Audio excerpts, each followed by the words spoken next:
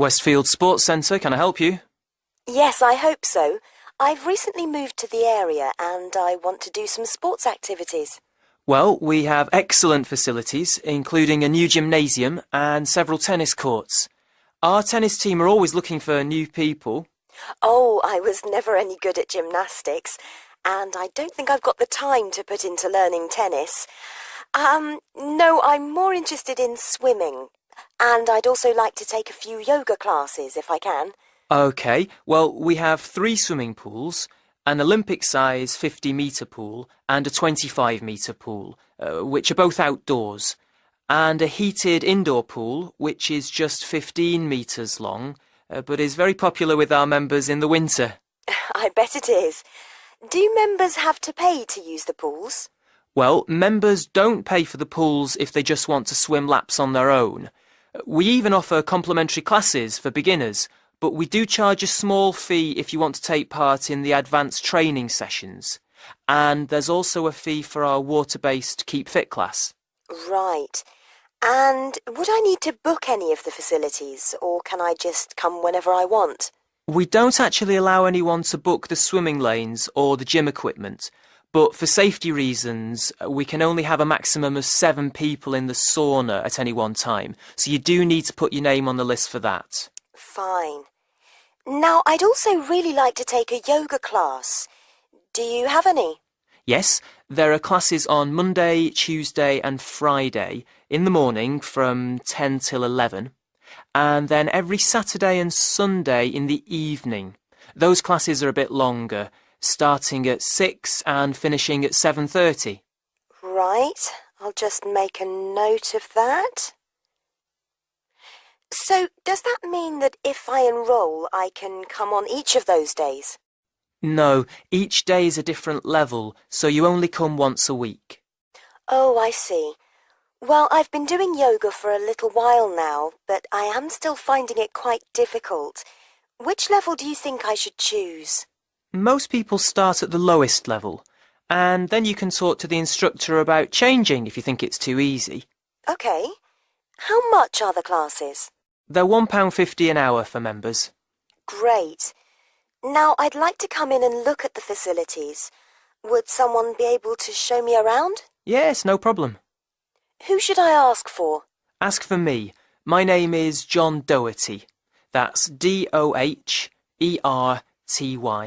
And should I just ask for you at the reception? Actually, my office is on a different level. Take the lift up to level 1 and you'll see my name on the door right in front of you. Great. I'd like to come tomorrow, if that's okay. What time suits you? Well, I have appointments from 9 to 10:30, so could you make it 11? I'm sure that will be fine. But can I just take your direct number in case something else crops up? That's a good idea. My number's 0117 965 478. Great. I think that's everything, so I'll see you tomorrow.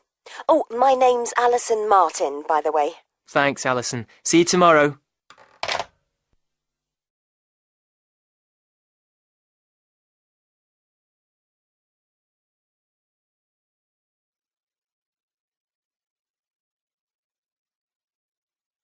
Now turn to Section 2.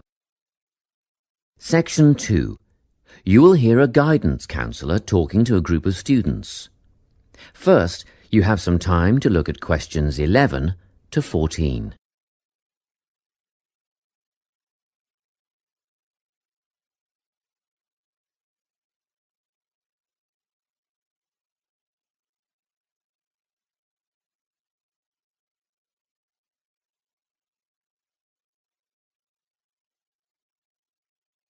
Listen carefully and answer questions 11 to 14.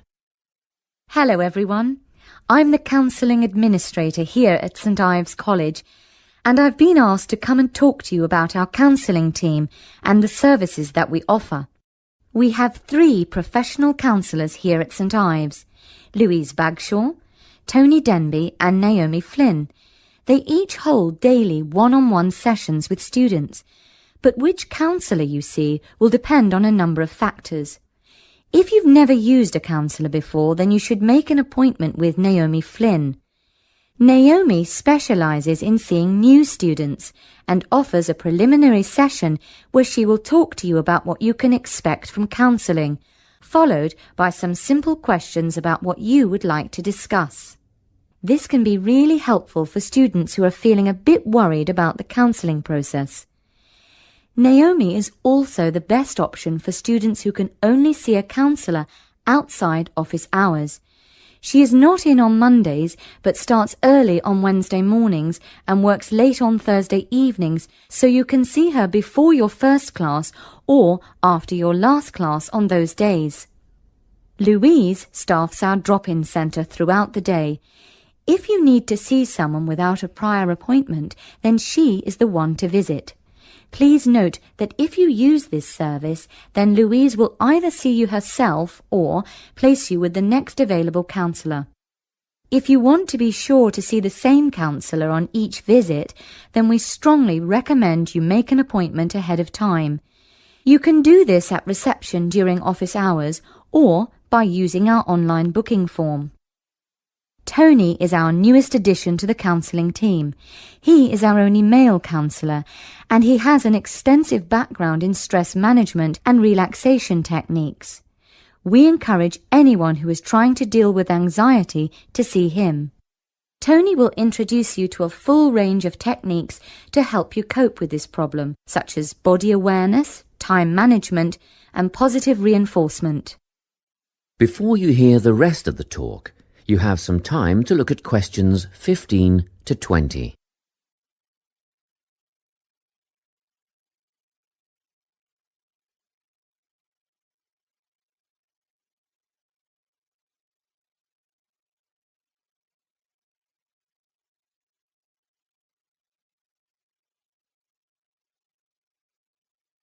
Now listen and answer questions 15 to 20. Each semester, the counselling team runs a number of small group workshops. These last for 2 hours and are free to all enrolled students. Our first workshop is called Adjusting. We've found that tertiary education can come as a big shock for some people. After the structured learning environment of school, it is easy to feel lost. In this workshop, we will introduce you to what is necessary for academic success. As you might expect, we're targeting first-year students with this offering. Getting organised follows on from the first workshop. Here, we're going to help you break the habit of putting things off, get the most out of your time, and discover the right balance between academic and recreational activities. With Getting Organised, we're catering to a broader crowd, which includes all undergraduates and postgraduates. Next up is a workshop called Communicating. The way people interact here may be quite different to what you're used to, especially if you've come from abroad. We'll cover an area that many foreign students struggle with: how to talk with teachers and other staff. We'll cover all aspects of multicultural communication. International students tend to get a lot out of this class, so we particularly encourage you to come along. But I must say that sometimes students from a local background find it helpful too, so everyone is welcome. The anxiety workshop is held later on in the year and deals with something you will all be familiar with: the nerves and anxiety that come when exams are approaching. Many students go through their entire academic careers suffering like this, but you don't have to. Come to this workshop and we'll teach you all about relaxation and how to breathe properly, as well as meditation and other strategies to remain calm. We've tailored this workshop to anyone who is going to sit exams. Finally, we have the motivation workshop. The big topic here is how to stay on target and motivated during long-term research projects. This workshop is strictly for research students, as less advanced students already have several workshops catering to their needs. Well, that's it. Thanks for your time.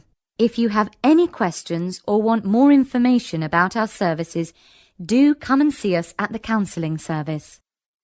That is the end of section 2. You now have half a minute to check your answers.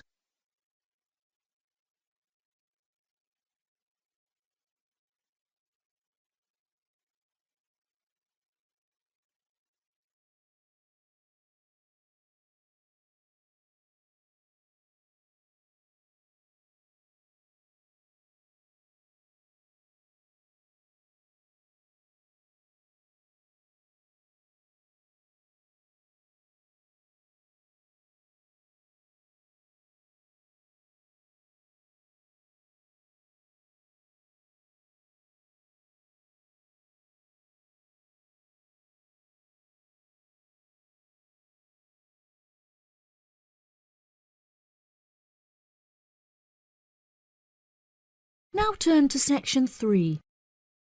Section 3. You will hear a conversation between a student and her professor talking about a summer course.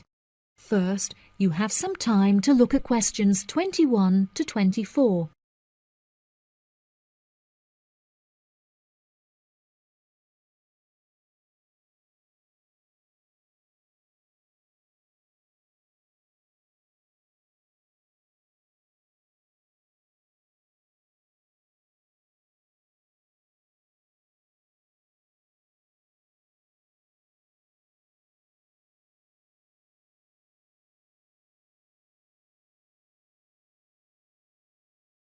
Now listen carefully and answer questions 21 to 24.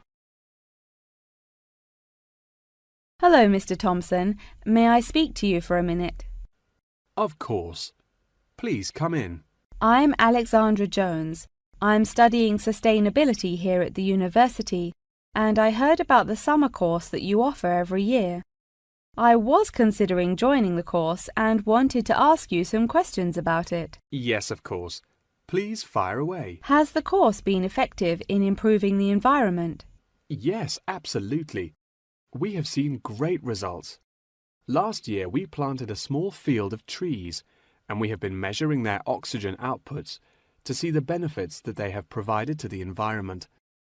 Since we were regulated by law last month, we are now able to hugely enhance our efforts. Our current goal is to introduce a lot more tree species to the plot so that we can establish a complex habitat and compare the benefits of each species. In order to do this, we need to get a lot more students involved in the project. So I am very pleased to hear about your interest. Well, the project sounds fascinating. I would definitely like to be involved. Absolutely.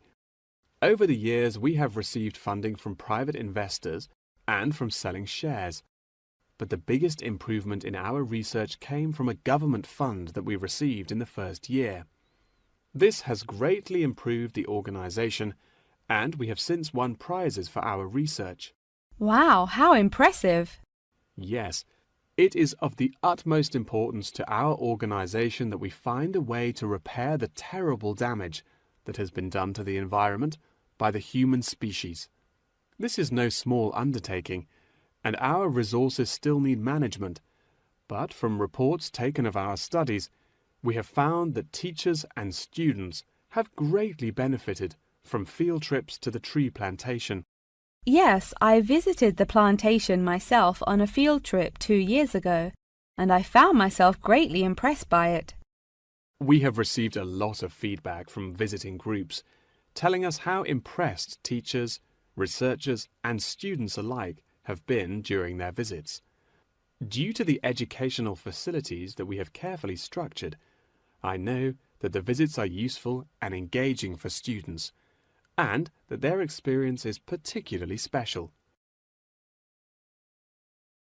Before you hear the rest of the conversation, you have some time to look at questions 25 to 30.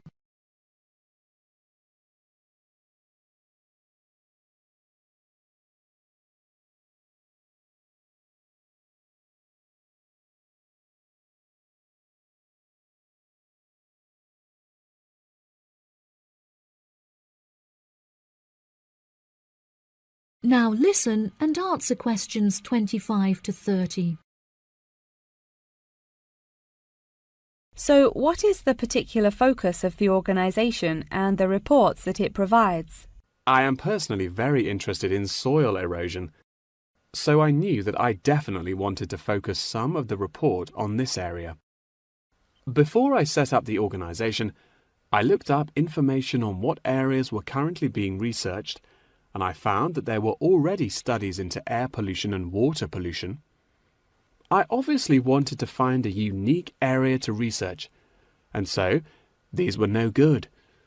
I was tempted to look into the background of overgrazing, but the impacts of forest exploitation are far more devastating, and very little research has been carried out on this subject.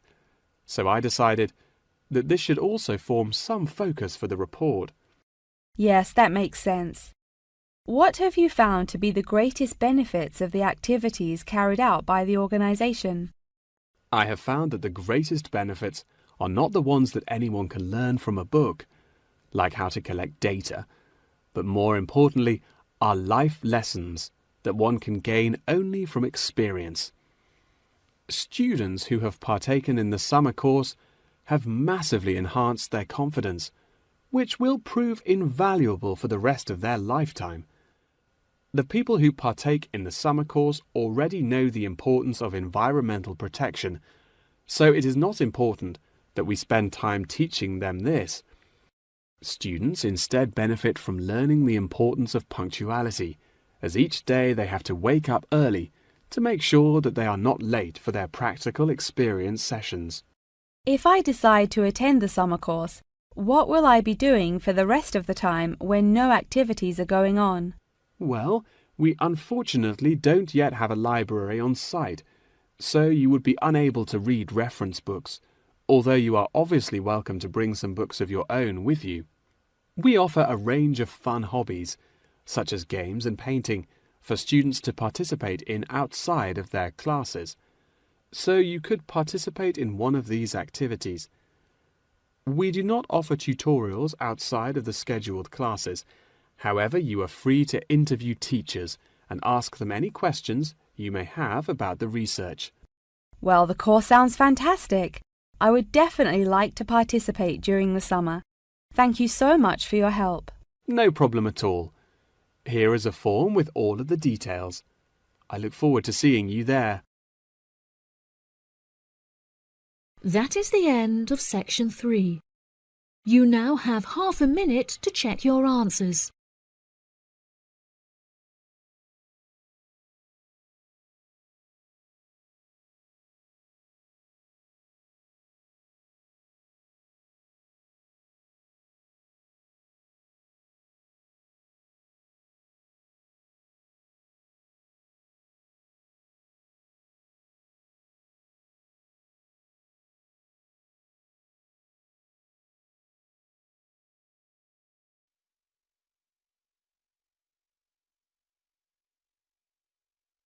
Now turn to section 4.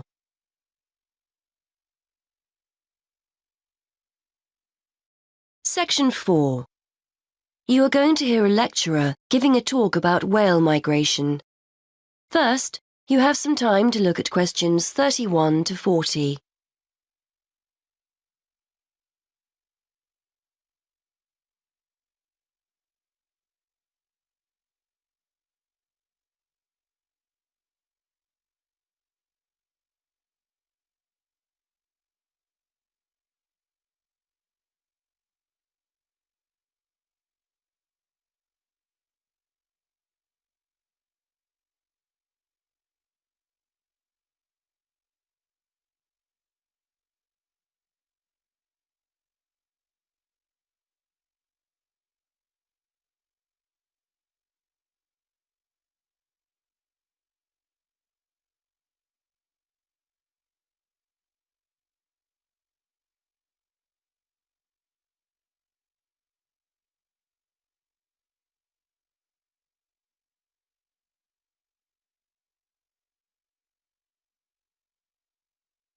Now listen and answer questions 31 to 40.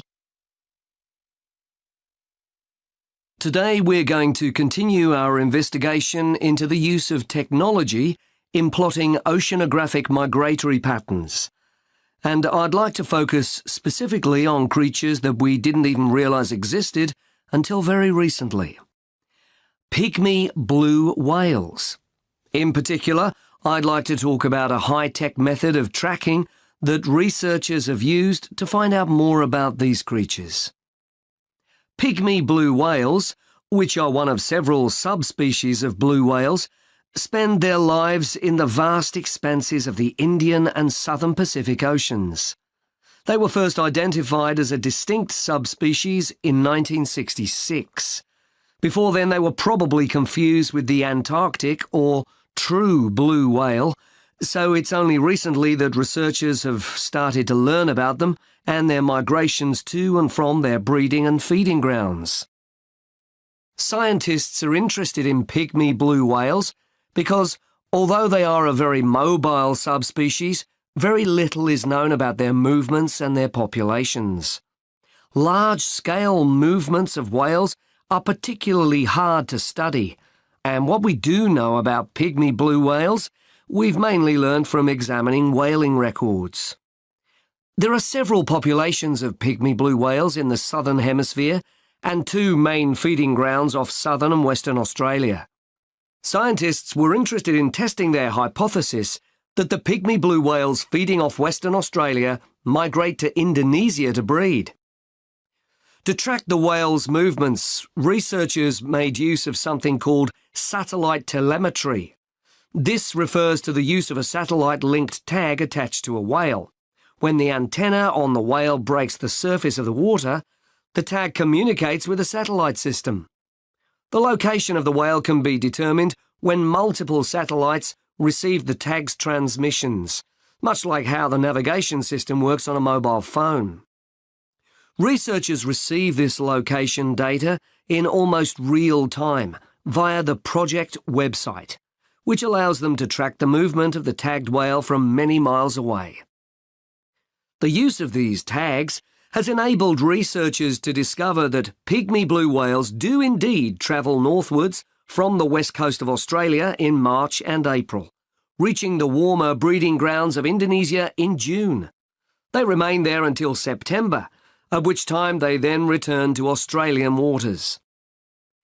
In addition to identifying the migratory pattern of this particular population of pygmy whales, research has also shone new light on the whales' feeding patterns.